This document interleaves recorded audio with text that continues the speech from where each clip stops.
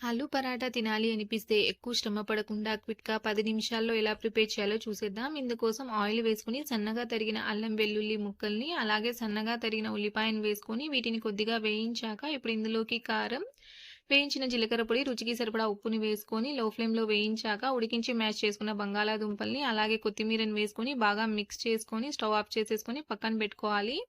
బౌల్‌లోకి ఒక కప్పు మైదా పిండి, సన్నగా తరిగిన కొత్తిమీర, రుచికి సరిపడా ఉప్పుని వేసుకొని మిక్స్ చేసుకున్నాక సరిపడా నీళ్ళని పోసుకొని దోస పిండి కన్సిస్టెన్సీలో కలుపుకొని పక్కన పెట్టుకోవాలి. స్టవ్ మీద పాన్ పెట్టుకొని ఆయిల్ గ్రీస్ చేసుకున్నాక ఈ విధంగా పలుచగా దోసలాగా వేసుకోవాలి.